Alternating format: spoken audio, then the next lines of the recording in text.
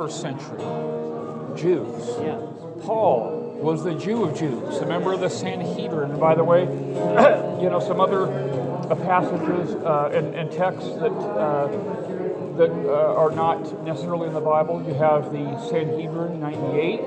You have the Targums of Jonathan, the Ketuvim. All of those have references to Isaiah 53 being about the suffering servant. Yeah. And Isaiah 53 paints the suffering servant as suffering servant, and then in our future, reigning king being one and the same. And because and Isaiah 53 really stretches from eternity past to eternity future. It goes to a time that is yet in our future when, during the time of Revelation 19, when Jesus comes back and we with him, they will see him for what he is. And Zechariah chapter 12 verses 9 and 10 will come to fulfillment, which is where it says that in the end time, says the Lord, I will pour out upon the house of David and the inhabitants of Jerusalem the spirit of grace and supplication, so that when I do, they will look unto me whom they had pierced. Yeah.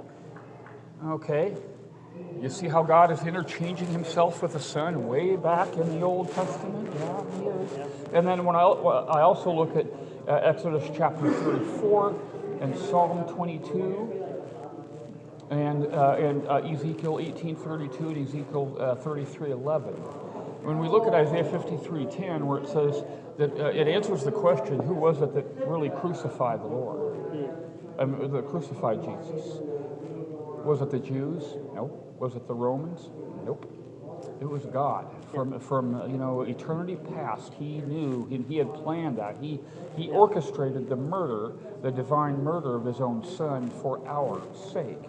And that would, if I were to put God on the witness stand, charged with the murder of his own Son, he would read Isaiah 53 as his confession letter and say that he found something pleasurable in it. That pleasure, where he found pleasure, was in saving us. Propitiation. It was not in the suffering of the Son, but it was in the purpose for which he suffered. And then, so you look at Isaiah 53:10, it says, but it pleased the Lord to crush him with illness, to see if his soul would make itself an offering for sin. Okay, put that on one side of your mental computer screen. Then look at Ezekiel 18:32, which says, that I, the Lord, testify to you, as sure as I am God, that I take no pleasure in the destruction of the wicked. Yet that same God would find something pleasurable in the destruction of his Son for the sake of the wicked. Yep.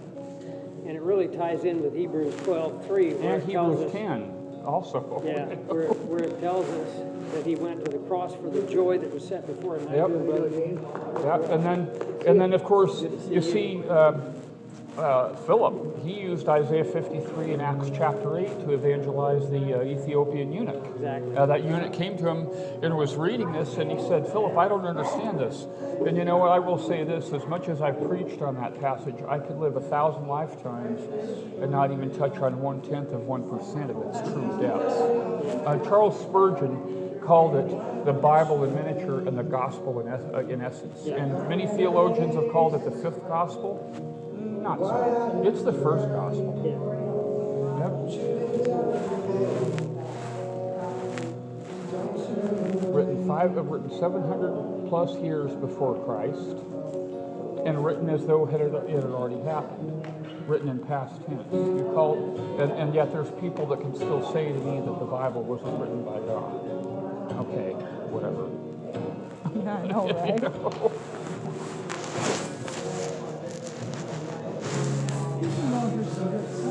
Yeah.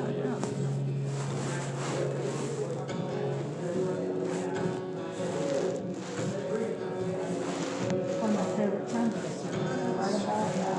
Oh, yeah. Sometimes as I'm getting ready to go to bed at night, I'll turn on a little bit of Matt Redman and Chris Tomlin and Fernando Ortega. I like these boys. Oh, yeah. And what's that one that was on Baywatch that's a worship song?